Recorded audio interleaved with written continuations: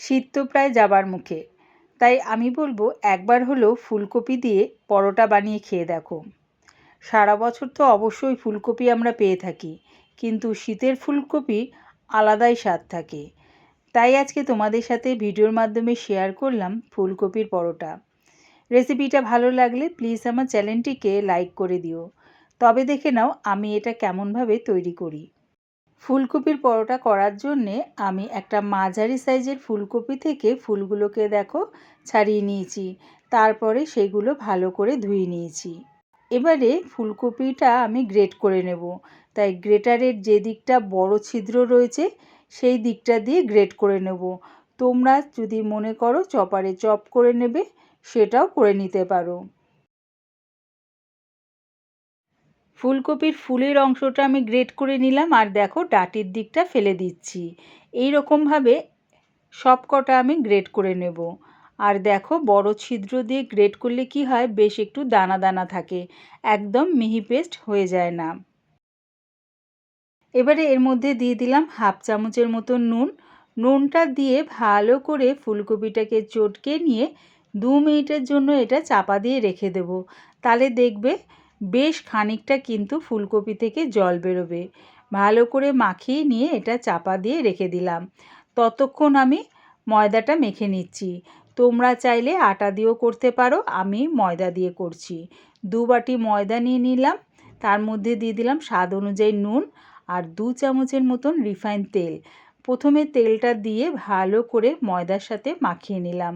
যখন দেখবে এরকম একটা ডো তৈরি হচ্ছে, তার মানে ময়ামটা আমার খুব সুন্দরভাবে মাখানো হয়ে গেছে। এবারে অল্প অল্প জল দিয়ে আমি ময়দাটা মাখিয়ে নিচ্ছি। পরোটা করার জন্যে আমার ডোটা কিন্তু খুব সুন্দরভাবে রেডি হয়ে গেছে। এবারে এটা চাপা দিয়ে রেখে দিলাম। এদিকে ফুলকপির চাপাটা খুলে আর একটু চটকে নিলাম। তারপরে দেখো এরকম হাত দিয়ে চিপে চিপে জলটা ছেঁকে নিচ্ছি। নুন দিয়ে চটকে যদি 2 মিনিটের জন্য এরকম চাপা দিয়ে রেখে দাও, দেখবে ফুলকপি থেকে কিন্তু বেশ খানিকটা জল বেরোবে। দেখো, দেখেছো কতটা জল বেরোচ্ছে, দেখেছো?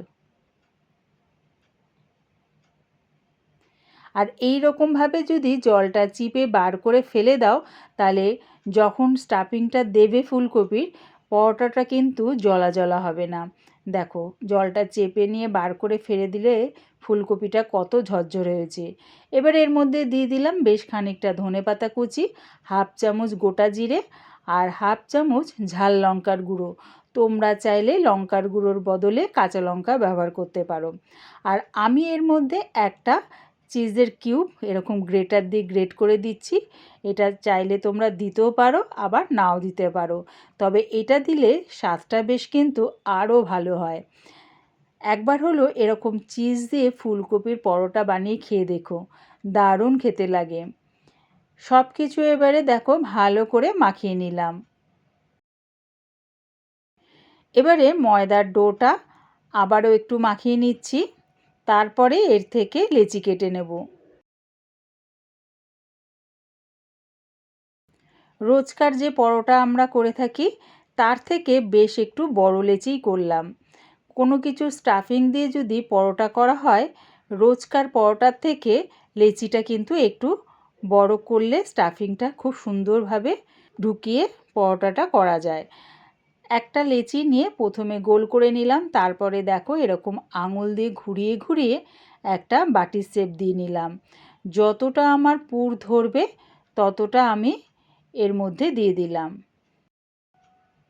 তারপরে দেখো এরকম আঙুল দিয়ে ভালো করে চেপে চেপে ঢুকাবো, আর নিচ থেকে বেশ একটু চাপ দিয়ে ওপরের দিকে তুলে মুখটাকে ছোট করে দিচ্ছি।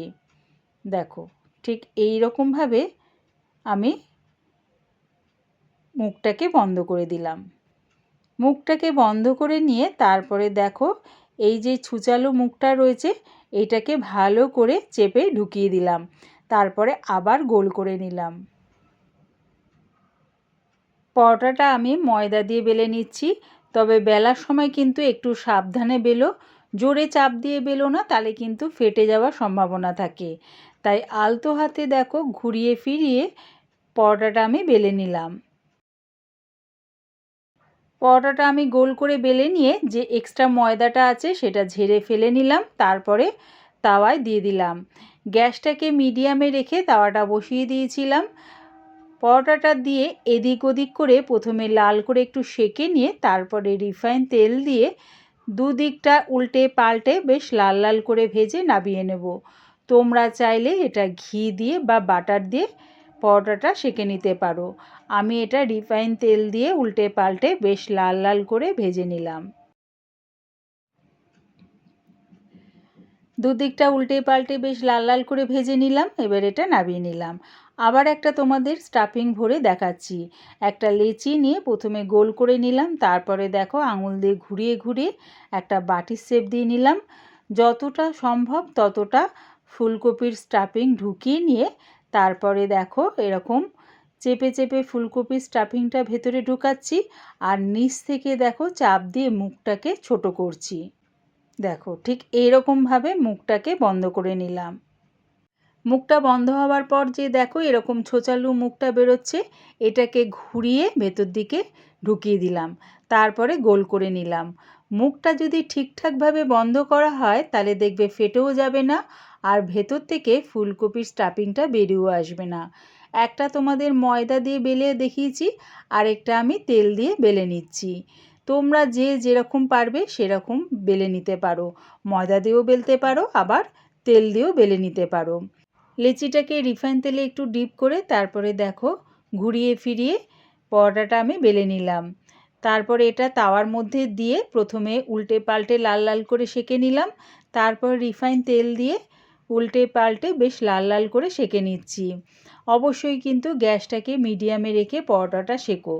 যেহেতু আমার স্টাফিংটা কাঁচা আছে তাই জন্য গ্যাসটাকে মিডিয়ামে রেখে যদি পরোটাটা সেঁকা হয় তাহলে দেখবে ফুলকপির পুরটা কিন্তু খুব সুন্দরভাবে সেদ্ধ হয়ে যাবে।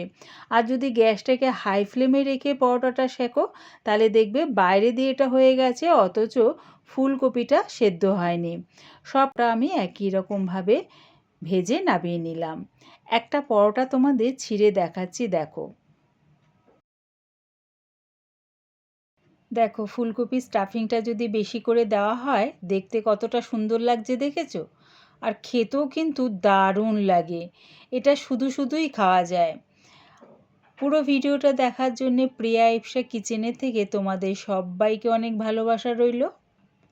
আমি এটা পরিবেশন করলাম আচার দিয়ে।